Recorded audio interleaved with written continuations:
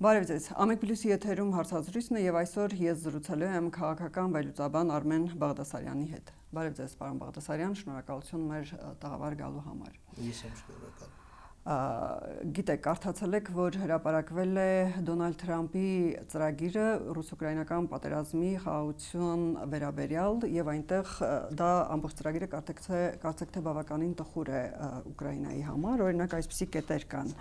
Ղրիմը, Լուգանսկը եւ Դոնեցկը պետք է ճանաչվեն որպես Ռուսաստանի փաստացի տարածքներ, Խերսոնի եւ Զապարոժիեի պետք է սառեցվեն շփման գծերը, Ուկրաինան դուրս է բերում զորքերը Դոնեցկի մարզի մի մասից, այնտեղ կստեղծվի ռազմականացված բուֆերային գոտի եւ այլն եւ բավականին շատ այլ տխուր կետերով, սա կապիտուլյացիա է Ուկրաինայի համար, թե բավականին դրական կետեր կարելի այնուամենայնիվ գտնել։ Շատ ավելի մոտ է կապիտուլյացիայի, իհարկե, բայց ես իհարկե կարծում եմ, որ Ուկրաինան դա չի ընդունի, հենց այդ պատճառով, բայց այստեղ ես կուզենայի ձեր ուշադրությունը հրավիրել մի հանգամանքի վրա, թե որքան նման է դա Միացյալ Նահանգների առաջարկը հայ-ադրբեջանական խաղաղության նման հարց հասկանում եմ, սկզբից այդ խաղաղության համաձայնագրին անդրադառնամ, չեմ կարծում, թե դա կընդունվի։ Զելենսկին ասել է, ես կքննարկեմ դա։ Իհարկե կքննարկի, ես դա ընկալում եմ այսպես, որ ինքը գուցեև դրա հիման վրա բանակցություններ սկսի ընդունել, կարծում եմ չի ընդունի, եւ Եվրամիության հայտարարությունն էլ մկայում այդ մասին, իրենք շատ կոշտ ասացին, որ դա առանց մեզ է քննարկվել եւ կարծում եմ, որ Եվրամիությունը Ուկրաինայի իշխանություններին կդրդի մերժել դա, որովհետեւ այդպիսով Ուկրաինան կվերանա որպես պատվար Եվրամիության եւ Ռուսաստանի միջև, իսկ Եվրամիությանը պետք է որ Ռուսաստանի ռեսուրսները թուլացվեն, մաշվեն, այնպես որ չեմ կարծում, թե այդ հրադադարը կամ խաղաղությունը կհաստատվի։ Մինչ այլոց նորություն, քիչ առաջ հրապարակվեց նաև Եվրամիության արտգործնախարար Կայա Կալասի հայտարարությունը, որ Եմեն կաջակցի Ուկրաինայի համար ցանկացած խաղաղության ծրագրի, եթե այն երկարատև եւ արդար խաղաղություն կբերի, եւ եթե այն ներառում է Ուկրաինան եւ Եմեն, Եվրամիությունը, սա ավելի շուտ համաձայնությունն է Թրամփի այդ ծրագրին, թե ավելի շատ համաձայնություն չէ, որովհետեւ իրենք ասում են, որ մենք այդտեղ չկանք։ Մինչդեռ այնտեղ Եվրամիության մասին շատ կետեր կան, ՆԱՏՕ-ի ընդլայնման մասին եւ Լեհաստանի մասին կան, որ այնտեղ պիտի տեղադրվեն եւ այսինքն առանց Եվրամիության դա Եվրամիությունը դա կարծում եմ չի հանդուրժի, որ առանց իրեն այդպիսի համաձայնագիր ստորագրվի։ Հիմա այն մասին, թե ինչ նմանություններ ունի դա հայ-ադրբեջանական, այսպես Թրամփյան կարգավորման։ Օգոստոսի 8-ի փաստաթղթ։ Այո, տեսեք, երկու դեպքում էլ ինչն է ինձ համար մտահոգիչ, կոնկրետ այդ ռուս-ուկրաինական պատերազմի դեպքում Միացյալ Նահանգները աշխարհի թիվ 1 գերտերությունը փաստորեն ընդունում է ուժի իրավունքը, մի կողմ է շպրտում պետությունների տարածքային ամբողջականության սկզբունքը, ընդունում է ուժի դիկտատից բխող առավելությունները եւ ասում է, որ այդ ներդրումները դրա ֆինանսական 50%-ը պիտի լինի մերը։ Այն ինչ տեղի ունեցավ Հայաստանում։ Աչք փակվեց Արցախահայության հայրենազրկման վրա, չդատապարտվեց Ադրբեջանի ագրեսիան Հայաստանի ինքնիշխան տարածքի նկատմամբ, առաջարկվեց մի ծրագիր, որը 50%-ը, եթե ոչ ավելին,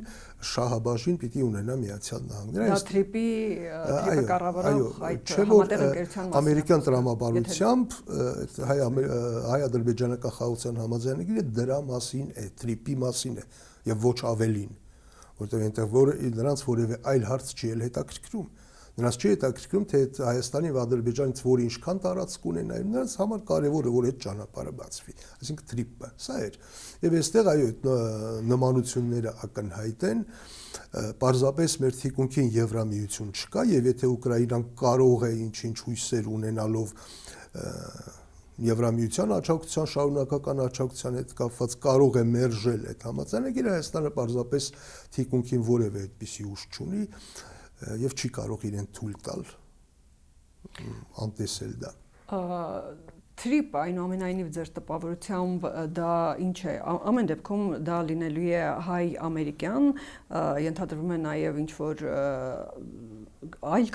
կապալառու կամ ենթաընկերություն պետք է լինի այն շահագործող եւ այլն, այն ամենայնիվ կարող ենք ասել, որ TRIP-ը դա լինելու է ամերիկյան վերահսկողության ներքո եւ այն մտահոգությունները, թե Ադրբեջանը կամ Ռուսաստանը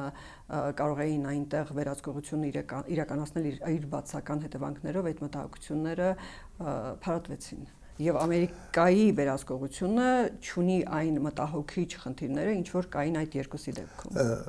Կարծում եմ Ամերիկայի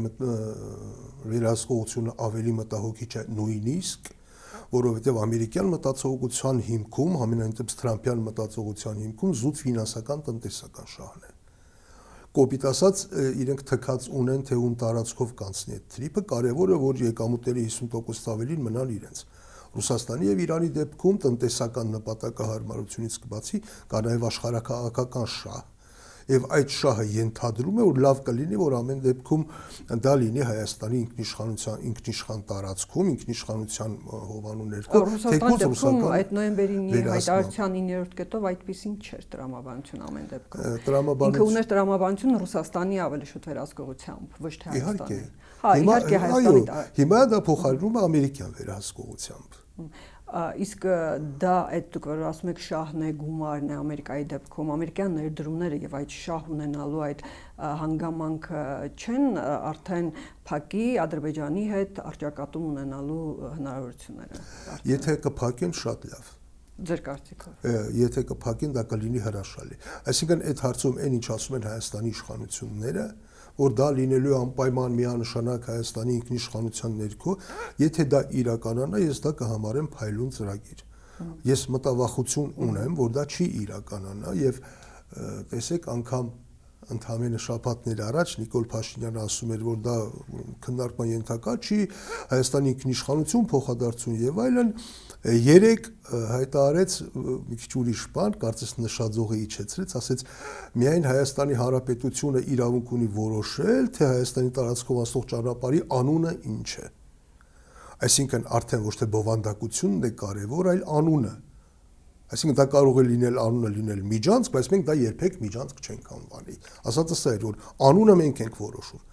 ոչ թե մնացած ամեն ինչն ենք որոշում։ Առավել եւս որ Հայաստանը արդեն իսկ խոստացել է անխոչնդոտ անցում ապահովել։ Եվ ես վախենամ, թե կարող են, այո, Հայաստանի իշխանությունները արդեն իսկ խոստացած լինել Ադրբեջանին, որ այո տրամադրելու են այդ միջանցքը եւ Ադրբեջանի Միլլի մեջլիսի падգամավորի հայտնի հայտարարությունն էլ որ մենք առավելություն ենք տվել ընտրություններից առաջ Հայաստանի իշխանություններին, բայց նրանք պարտավոր են խոսքերից անցնել գործի, այսինքն պետք չի սпасել մինչև ընտրությունները, դուք այն ինչ որ խոստացել եք, արագ արեք, թե չէ այդ առավելությունը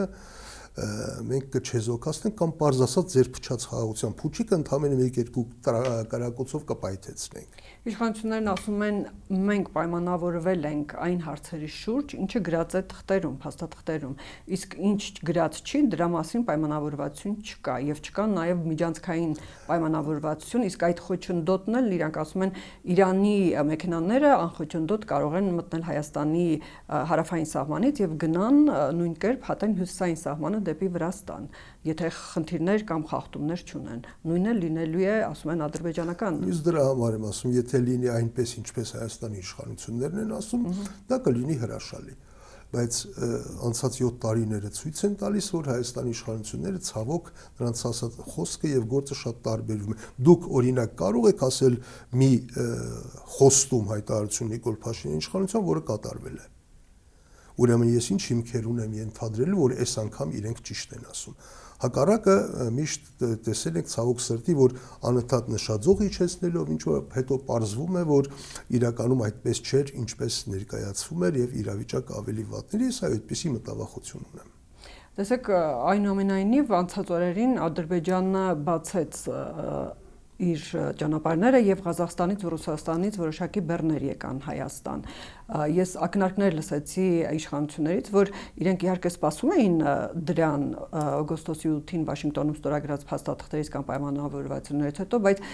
այն ավելի արագ տեղ ունեցավ, քան իրենք սպասում էին։ Ադրբեջանն էլ կարծեք թե ինչ որ քայլ կատարում է, հա, դեպի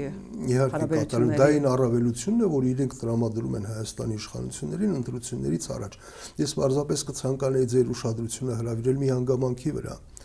որ եթե անգամ այդ դեպի խաղաղություն շարժումը երկու կողմից է տեղի ունենում իբր, բայց այն զիջումները, որ անում է հայկական կողմը, անշրջելի են։ Օրինակ, Կիրանցի հատվածում սահմանազատումը։ Մենք ետ քաշվեցինք, պատը կառուցվեց, դա անշրջելի է։ Այն զիջումը, որ անում է Ադրբեջանը, օրինակ իր տարածքով բեռներ թույլ տալ, ցանկացած պահի, ցանկացած պատրվակով կարող է ուղղակի դադարեցվել։ Այսինքն իրենք իրենց արած զիջումը կարող են կասեցնել, մենք մեր արած զիջումը չենք կարող կասեցնել, եւ սա կարևոր հանգամանք եմ համարում։ Իշխանություններն ասում են նորից նկատի ունենալով Կիրանցի հատվածի այս սահմանազատում, ասում են մենք ոչինչ չենք զիջել։ Եվ ոչինչ չզիջած չէին լինի, եթե Ադրբեջանն էլ իր հերթին գոնե այդ համարժեք չափով իր զորքերը դուրս բերեր Հայաստանի ինքնիշխան տարածքից։ Բայց քանի որ դա եղել է միակողմանի եւ շարունակություն առայժմ չի ունեցել, ես դա համարում եմ զիջում, թեև այո, սահմանազատում, սահմանագծում պիտի տեղի ունենա եւ կարծում եմ, որ այս հարցում Հայաստանի ընդդիմությունը պիտի ավելի պարզ խոսի հասարակության հետ եւ ավելի ճիշտ ճշտադրումներ անի։ Օրինակ, չեմ կարծում, թե պետք է աղմուկ բարձրացնել, որ այ հասեք փրկեք հիմա անկլավները տալու է, եթե հիմք է ընդունվում Ալմատիի հռչակագիրը, այսպես թե այնպես մենք դրանից խուսափել չենք կարողանալու։ Բայց նույն այդ Ալմատիի հռչակագրով Ադրբեջանը Հայաստանի տարածքից մոտ 240 կիլոմետր զավթել է եւ տրամաբանական ու ճիշտ կլիներ, եթե մինչեւ անկլավների հարցը հասնելը Ադրբեջանը իր զորքերը դուրս բերեր այդ տարածքներից, որոնք ընդամենը մի քանի տարի առաջ է օկուպացրել։ Եթե դա տեղի չի ունենում, նշանակում է սա ոչ թե խաղաղությանը միտված սահմանազատում է,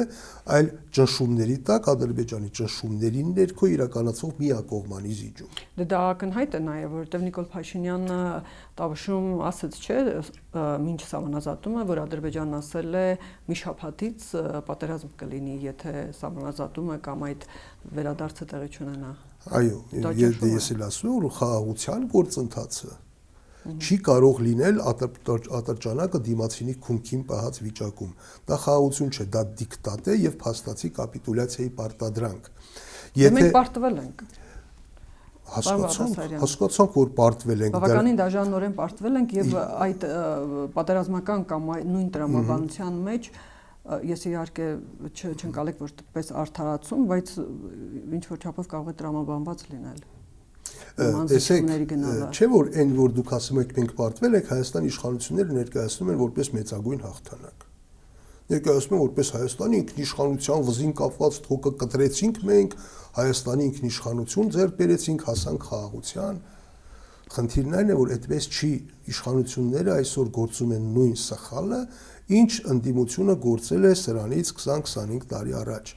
Հիշում եք, երբ 20-25 տարի առաջվա ընդդիմությունը թե չէ, իշխանությունները։ Հիշում եք, երբ որ Ռոբերտ Քոչարյանը ասում էր 2000 թե 2001 թվականին, որ Ղարաբաղի հարցը լուծել ենք, այդպիսի հարց չկա։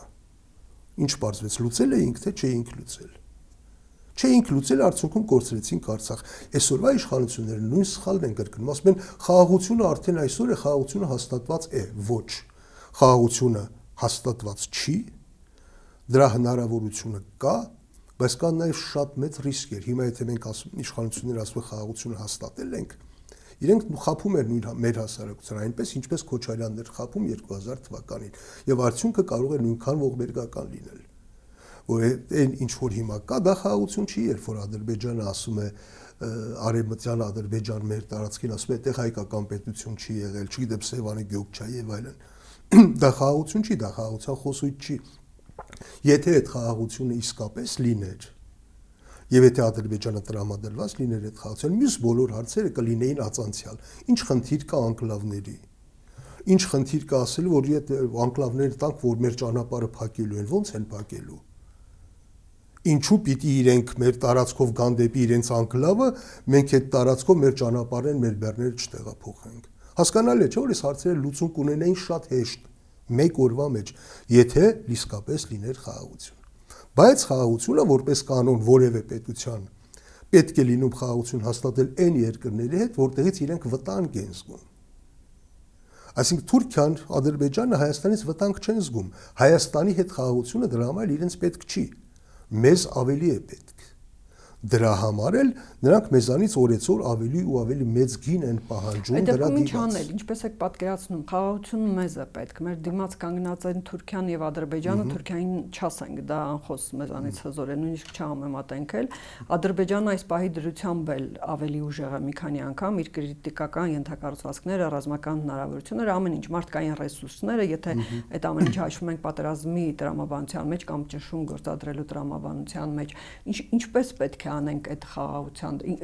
ինչպես անենք, որ հասնենք դրան։ Մենք պարտվել ենք եւ կա նման մեծ տարբերություն։ Չէ, մենք պարտվել ենք, այնպես եք ասում, որ կարծես ջախջախվել ենք, այս վերացել ենք, չէ, այդպես չի։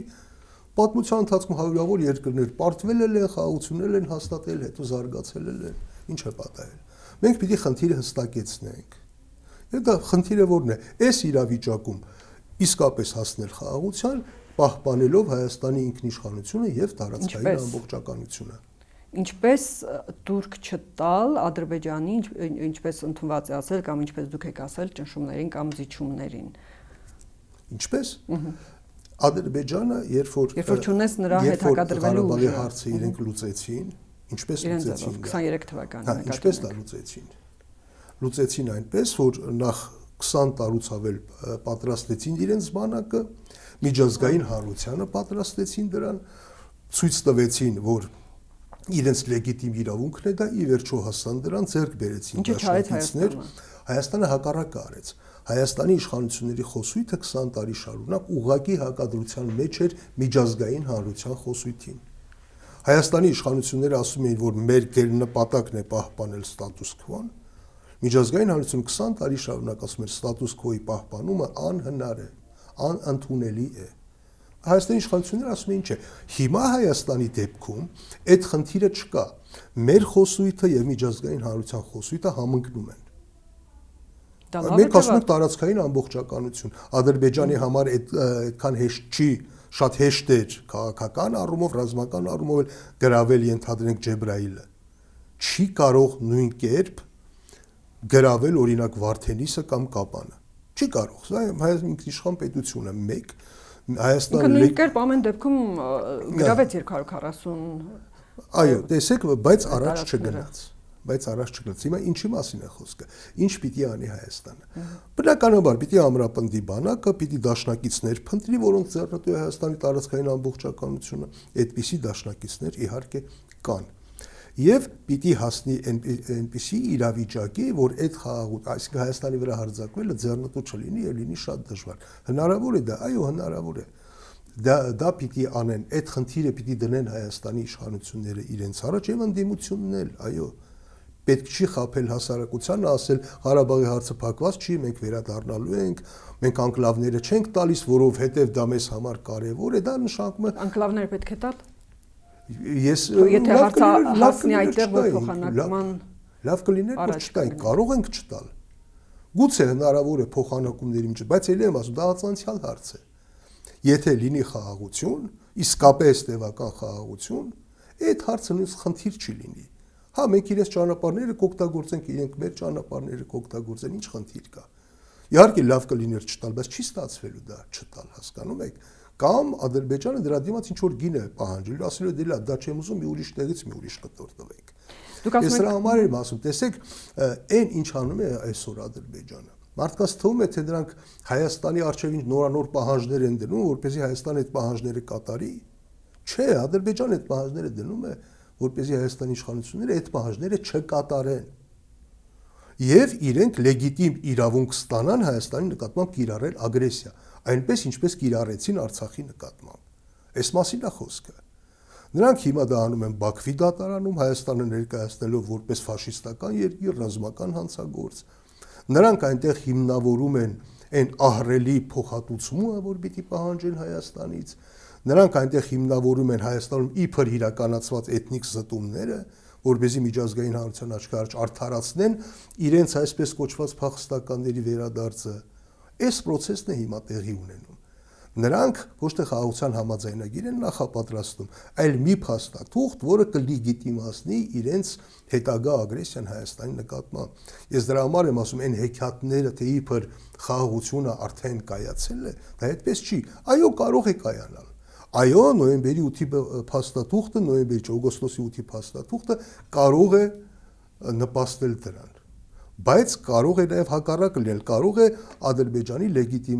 ագրեսիայի լեգիտիմացման հիմք դառնալ։ Այս տեսանկյունից է պետք նայել, բայց ցավոք սրտի եւ Հայաստանի իշխանությունները, եւ Հայաստանի ընդդիմությունը այս հարցերը ընկալում են ավելի շատ ներքաղաքական համատեքստում։ Ամեն մեկը մտածում է, թե ներքաղաքական նախընտրական իրավիճակում ոնց օգտվի դրանից։ Չեղած խաղաղությունը Հայաստանի իշխանությունները ներկայացնում են որպես մեծ պլյուս, դրա մեջ եղած արկա վտանգներն էլ ընդդիմությունը ներկայացնում է որպես կատաստրոֆիկ մինուս։ Երկու դեպքում էլ աչքի առաջ ունեն ոչ թե Հայաստանի շահերը ապագան, այլ իրենց այս ռոպեական քաղաքական։ Ինչ անի իշխանությունը կամ ինչ անի ընդդիմությունը ձեր թվարկած Ադրբեջանի այդ նախապատրաստական աշխատանքի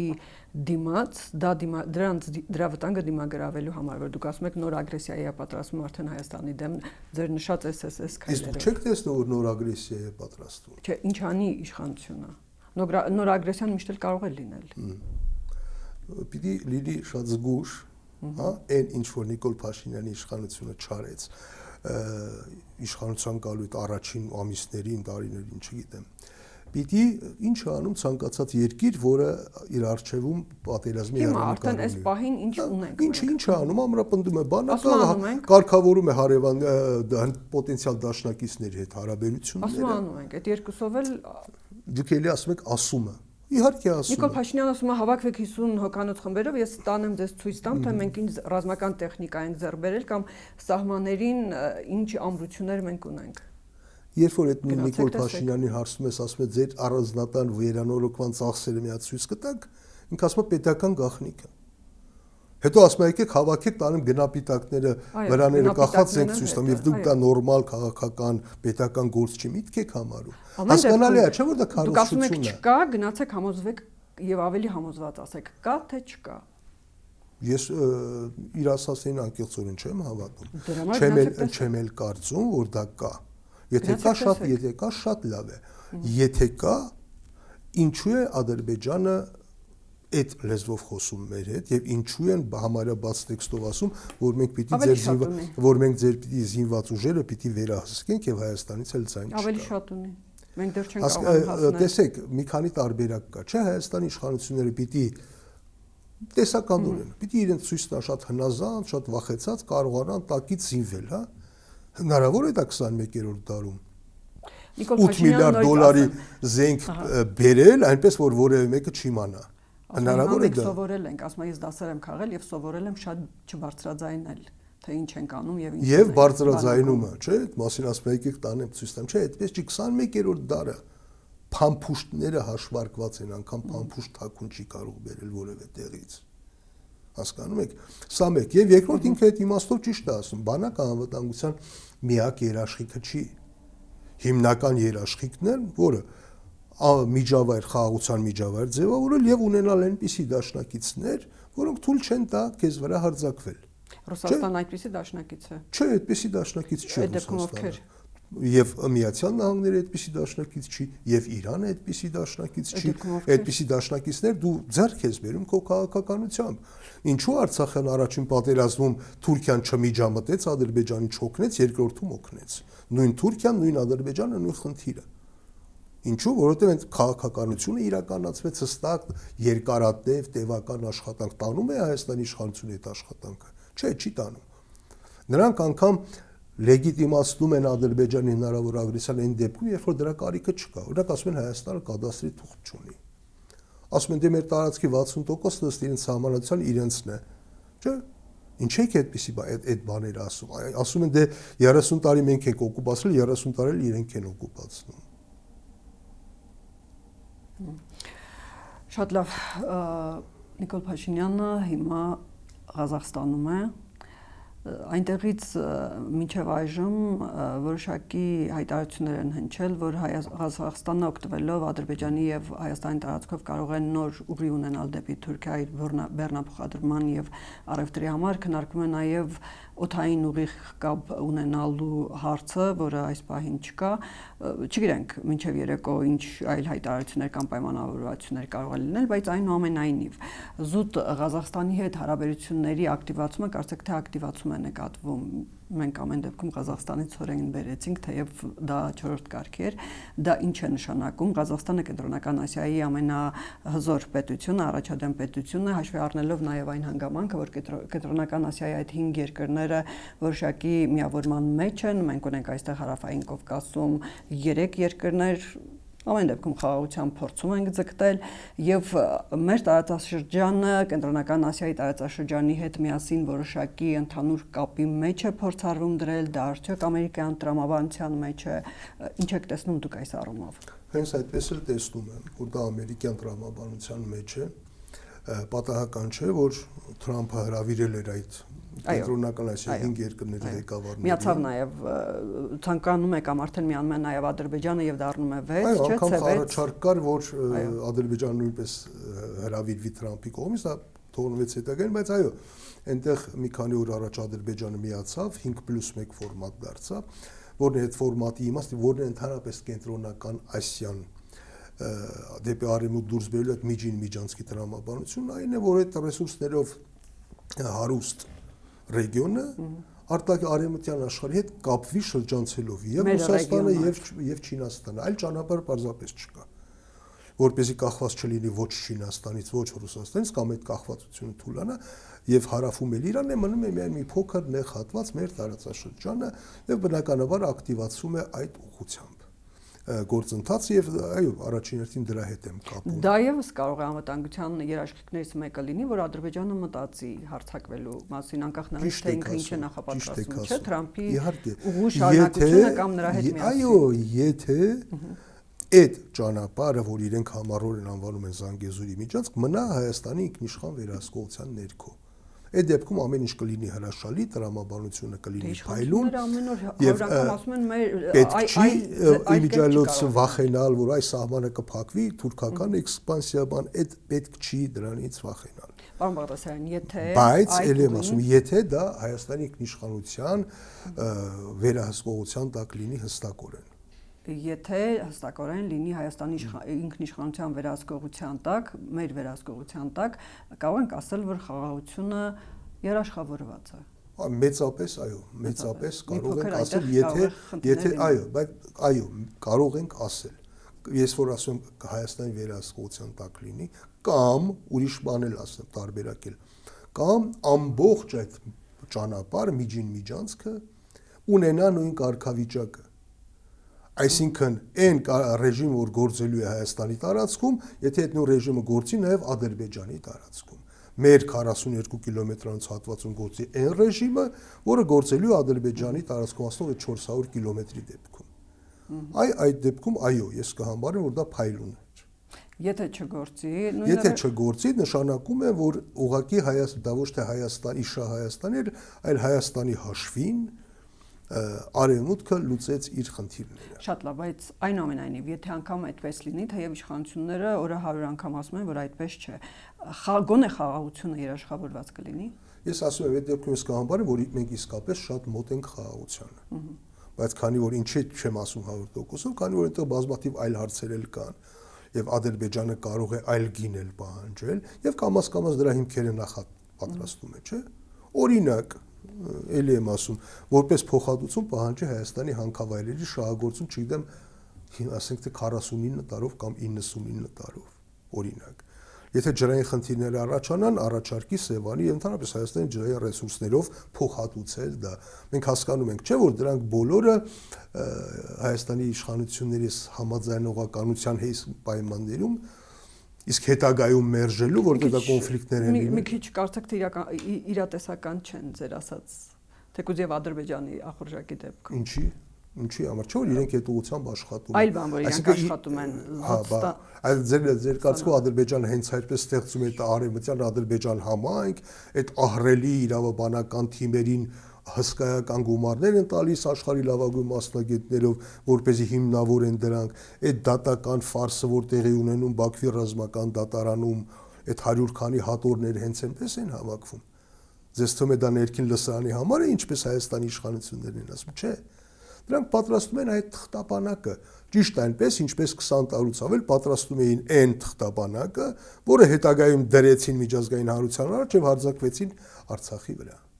Այն ժամանակ էլ դա իրատեսական չէր թվում, չէ, ընդամենը մի քանի տարի առաջ իրատեսական էր, որ արևմտյան Ադրբեջանը պահանջեն, որ 300,000 փախստական վերադառնա։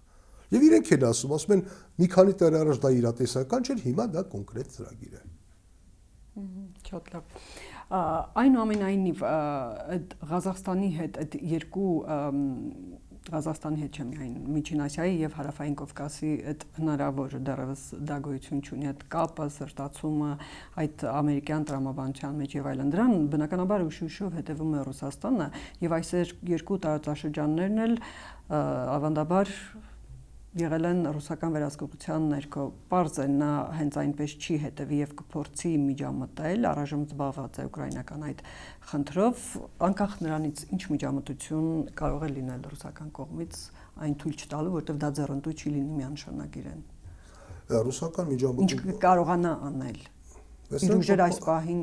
պարզ ասում են, թե ինչ կարողանան անել կամ ինչ կցանկանան անել։ Բազմաթիվ լծակներ ունեն, չէ՞։ Օրինակ, տնտեսական մենք հասկանում ենք, չէ՞ որ Հայաստանը այդ տրիպուղին հատելու է ոչ թե Հայաստանի սահմանը, այլ Մաքսային միության սահմանը, ԵԱՏՄ սահմանն է հատելու։ Հասկանում ենք սա, թե չենք հասկանում։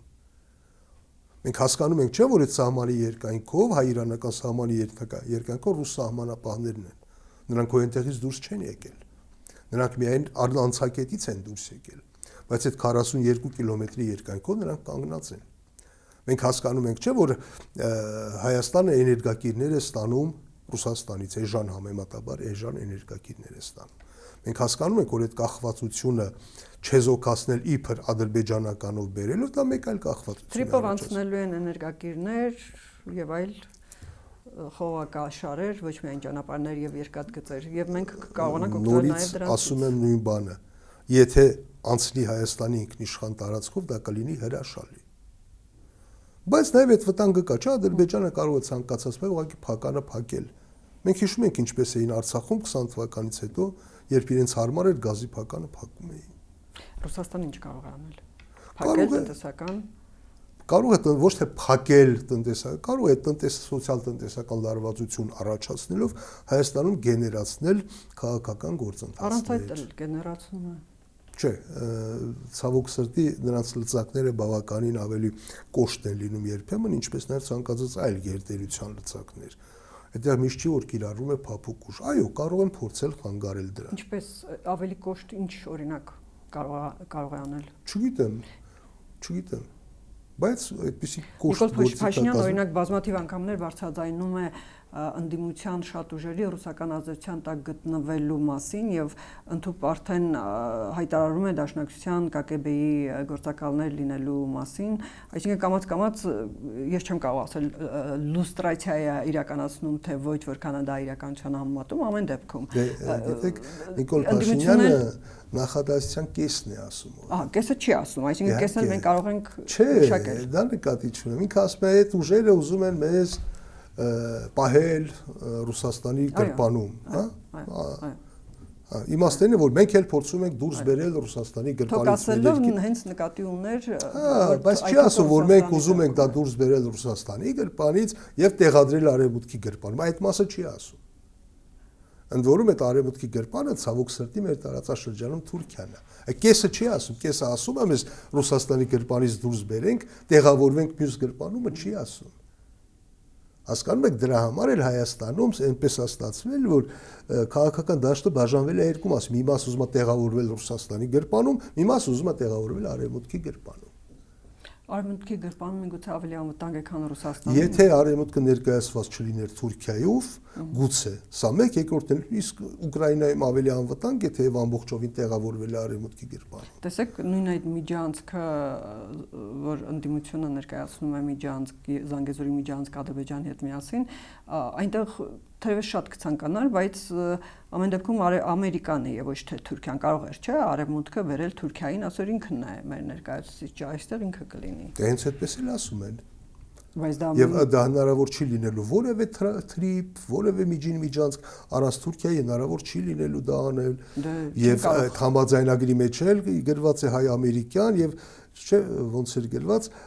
փոխադարձ համաձայնությամբ երրորդ կողմերի ընդգրկումից ձեր կարծիքով ինչի Մոզամբիկը կամ Ուգանդան պիտի լինեն այդ երրորդ կողմերը։ Բազա չէ որ խոսքը Թուրքիայի մասին է։ Հասկանալի է, չէ՞։ Կարող ենք համաձայն, իսկ ինչու է բարձ, կարող ենք համաձայնել։ Որովհետև ուղղակի այլ տեխնացու չկա, այլ շահագրգռված ուժ չկա եւ այլ լծակներ չկա եւ Միացյալ Նահանգներն էլ որևէ այլ մեկի դեպքում չի համաձայնվի եւ վերջ։ Իսկ այնտեղ դրված է փոխադարձ համաձայնությամբ։ Այսինքն ուղիղ իմաստով չեն, շատ ժամանակ կգա ուղիղ իմաստով էլ կասեն։ Եւ տեսեք, այն ինչ ենթակառուցվածքների համար որ պայքարը որ գնում է, այստեղ երկրին ասում շատերին թվում է թե օրինակ հեծը խլելը, այ հեծը խլեցին, որովհետեւ Սամվել Կարապետյանը ինչ որ բան էր ասել։ Չէ, դա ընկալվում էր որպես ռուսական կապիտալ եւ պետք էր փորձարկել ազգայնացնելու խնդիրը։ Չէ որ հաջորդը լինելու են հարավկովկասյան երկաթուղիները, որը մաքուր ռուսական կապիտալ է։ Իսկ ճիշտ չի էներգետիկայի վրա ազդեցություն ունեցող այդ ուժերին, կառույցների դեպքում դիվերսիֆիկացնել ոլորտը։ Չէ՞ որ մեր էներգետիկայի ավելի քան 80%-ը ռուսական վերահսկողության տակ է։ Ճիշտ է, միգուցե կոշտ քայլերով կամ ճանապարհով է, բայց ես դա եմ ասում։ Տեսեք, առանց հարավկովկասյան երկաթուղու ոնց է տրիպ սարքելու։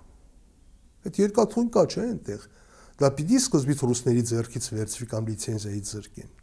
Հիմա հենց դա է տեղի ունենում։ Այ հեծով սկսում են, որպեսզի ռեակցիան տեսնեն, բայց այնպիսի մեթոդներով են դա անում, այնպիսի բան, որ Հայաստանի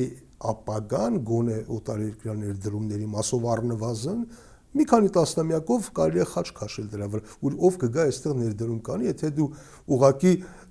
վարչապետի մատի ցուցումով կամ SMS-ով հարձակում ես մի ամբողջ բիզնես, ուղակի խլում ես։ Այդ վտանգն էլ կա, չէ՞։ Այսինքն ես դրա համար եմ ասում, պիտի զգուշ լինել, պետք է կացնային այդպիսի քայլերով, առավել եւս որ Հայաստանը այդ ռեսուրսը չունի, որ դիմակայի այդ հնարավոր ճնշումներին, որում բոլոր կողմերից։ Խոսելով չի։ Ռուսաստանը արդեն 3 Զախարովայի բերանով ասել է, որ մենք ուշուշով հետևելու ենք Հեծի եւ Սամվել Կարապետյանի շուրջ տեղ ունեցող գործընթացներին եւ որ մեզ համար շատ կարեւոր է արտասահմանում մեր բիզնես անվտանգ պահելը, մեզ համար մենք ունենք անգամ աշխատանքային խմբեր այդ ուղղությամբ Հայաստանի հետ միասին, բայց Զախարովը նաեւ մի այսպիսի թիվ էլ է նաեւ ասել, որ այնտեղ աշխատում են Հեծի շրջանակներում մոտ 200,000 մարդ։ Կարծում եմ շատ խիստ չափազանցրել է, բայց իհարկե Ռուսաստանը չի հետաքրքրում Սամվել Կարապետյանի ճակատագիրը։ Իհարկե նրանց հետաքրքրում են իրենց ռեսուրսները, իրենց ենթակառուցվածքները։ Այսինքն իրենք այստեղ պետական շահ են տեսնում եւ այդ ամեն ինչը իրենք ընկալում են որպես ռուսական ազդեցության կարևոր գործիքներ Հայաստանի վրա, ճիշտ այնպես ինչպես արևմուտքն է դա անում, իր բիզնեսների միջոցով, իր ֆինանսավորացականների միջոցով դա համարում է իրենց կապիտալը։ Եվ այն ինչ որ այսօր Հայաստանում տեղի է ունենում, հենց այդ պրոքսի պատերազմն է Ռուսաստանի եւ արևմուտքի միջև այստեղ քաղաքական դաշտի միջոցով քաղաքական դաշտի ներսում։ Դրա համար էլ եթե նկատել եք այն ուժերը, որոնք ոչ ռուսամետ են, ոչ արևմտամետ հանդես են գալիս որպես Հայաստանի մաքուր ինքնիշխանության դիրքերից, կարելի ասել ընդհանրապես չկան կամ գրեթե չկան քաղաքական դաշտում։ Եվ հասարակության 65-70%-ն էլ դրա համար ուղղակի անտարբեր է, որտեղ չի ուզում ոչ ռուսամետների, ոչ արևմտամետների հետևից գնալ, որտեղ գիտեն, որ դրանք հավասարապես վտանգավոր եւ կործանարը կարող են լինել Հայաստանի համար։ Պարոն Բաղդասարյան, ասում եք Ռուսաստանում բոլորովին չի հետաքրքրում Սամվել Կարապետյանին։ Որպես անձ, իհարկե չի։ Որպես անձ, նա շարքային անձ լինելու զատ նաև միլիարդատեր է, նրա բիզնեսը Ռուսաստանում է եւ նա կարելի է նաև այսպես ասել, նա ճիշտ է հեծը իր սեփականությունն է ամեն դեպքում կապիտալը ռուսական է եւ այլն նույն Զախարովայի երեկվա հայտարարությունը վկա, ստացվում է որ Սամվել Կարապետյանը գնաց նաև ռուսական, հա, խնդիրներին, հայ-ռուսական։ Իհարկե։ Իհարկե։ Եվ այսօր Ռուսաստանը անտարբեր իր քաղաքացու նկատմամբ ինչ մեսիջ է այդպես եթե խնդիրը Սամվել Կարապետյանի բիզնեսները լինեին, հա, հիշում եք Նիկոլ Փաշինյանը ասում էր, մի հատ հանձնարարություն տվեց, գնացին սկսեցին տաշիր պիցցայի պատերը նայել հարթ չի, հա։ Եթե խնդիրը դա լիներ, Նիկոլ Փաշինյանը ինչ կաներ, համապատասխան լծակներով այնպես կաներ, Սամվել Կարապետյանը 20%-ը կնվիրաբերեր կառավարությանը։ Մի անգամ չի եղել, երկու անգամ չի եղել, չէ՞, բայց ինչ էդպես չարեց։ Որտեղ խնդիրը դա չէ։ Խնդիրը դա չէ։ Հա, խնդիրը պետականացնելն է։ Այսինքն ռուսական կապիտալից ռազմավարական ոլորտ խլելը։ Ճիշտ չի դա զուտ պետականության տեսակետից, անվտանգության տեսակետից։ Եթե դա արվի անվտանգության պետականության տեսակետից, շատ ճիշտ է եւ շատ սխալ էր դա տալը ուրիշներին։ Բայց դա կլինի հայկական, թե հետո կվաճառվի այլ երկրներին։ Նրանք ասում են, որ Հայաստանի Հանրապետությունը պետք է ունենա այնպիսի մասնաբաժին, որ հետո խնդիրներ լինելու դեպքում կարողանա ավելի հեշտ լուծել հարցերը եւ ոչ թե այս կերպ։ Հետո թող այդպես էլ անեն, ոչ թե լիցենզիայից զրկեն, եւ թող երաշխիքներ կտան, որևէ երրորդ երկրի չեն վաճառելու։ Դուք ասեցիք երկաթուղին, ռուսական երկաթուղին, որ հաջորդը ամեն դեպքում հետ առաջինը է, որտեղ առանց դրա որևէ տրիպ, որևէ բան չի լինի, չէ՞։ Հնարավոր չի պարզապես։ Իսկ մենք ունենք ռուսական այլ էներգետիկ ոլորտում ընկերություն Գազպրոմ Արմենիան։ Այո, բավականին հեռու է նա կարծեք թե այս խնդիրներից։ Առայժմ հեռու է, որտեղ հերթով են անում, բայց հասկանում եք, եթե միջին միջանցքի իմաստը այն է, որ շրջանցելով Ռուսաստանը, չի կարող դա արվել ռուսական լոգիստիկայով, ռուսական կոմունիկացիաներով հնարավոր չի անել։ Այդ թվում նաև գազամուղով, Ռուսաստանի ազդեցության տակ են այն երկաթգծերը, որոնք հիմա կան, դա նոր կառուցվող է եւ ինչու պետք է լինի ռուսական։ Դուք կարծում եք, որ մեղրիով հնարավոր է երկաթգիծը թողնել նորը կառուցել։ Այնտեղ ուղղակի տեղ չկա, անգամ ճանապարհ չեն կարող։ Ճանապարհը, այդ ճանապարհը Ռուսաստանի վերահսկողության տակ է։ Ոչ, ես չեմ կարծում, թե պետք է նոր ճանապարհ կառուցել։ Նորը չէ, այն ճանապարհը, որտեղ այստեղ ուրիշ հարց կա, գիտեք, այստեղ ուրիշ հարց կա, որ հիմա Ուկրաինայում եթե հանկարծ հնարավոր լինի այդ Թրամփ-Պուտին գործարքը իրականացնել, հաջորդ գործարքը կարող է լինել այս մասով, եւ այո, ռուսական ինչ-որ ընկերություններ կարող են այստեղ փայաբաժին ունենալ։ Դա ուրիշ հարց, որ դա էլ է տեսականորեն հնարավոր կամ կարող է հնարավոր դառնալ։ Բայց այդ դեպքում արդեն դա տևական չի լինի, որտեղ ոչ Թրամփն է հավերժ, ոչ Ռուսաստանն է հավերժ, Պուտինն է հավերժ, չէ՞։ Իսկ այդ երկու գերտերությունների շահերի հակադրությունը կարելի ասել հավերժը։ Դրա հիման վրա խաղաղություն կառուցել, այստեղ հնարավոր չի լինել, որտեղ մի օր կառուցես, մյուս օրը կփլվի։ Բաղդասարյան մի փոքր էլ կարճանոդառնանք նախընտրական այս շրջանին, գիտեք արդեն հռետորաբանությունը բավականին կոշտ է ու գնալով դժվար է պատկերացնել ինչքան կարող է կոշտանալ։ Այնուամենայնիվ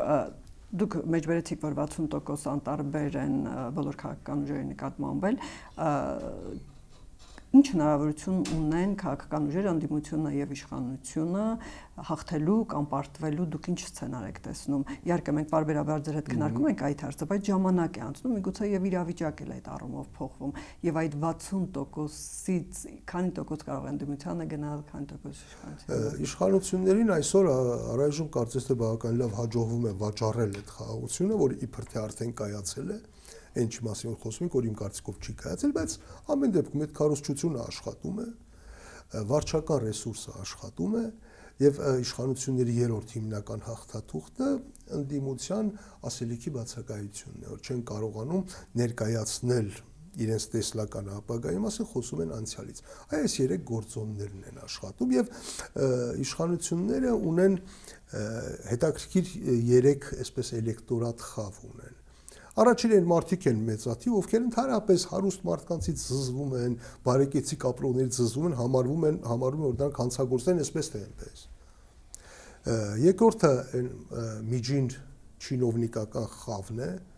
որ գլուխ է խոնարհում ցանկացած պաշտոնյայի առաջ զգաստ կանգնում է, որ եղել է միշտ նախկին իշխանությունների օրոք, նրանցից նախկին օրոք միշտ է եղել, եւ այդ նույն մարդիկ հաջորդ իշխանությունների ժամանակ էլ են լինել, կոմֆորտ գոտում այդ բավականին մեծ խավն է, եւ երրորդ խավը արևմուտքում կրթություն ստացած իբր այսպես առաջադեմ երիտասարդությունն է, որը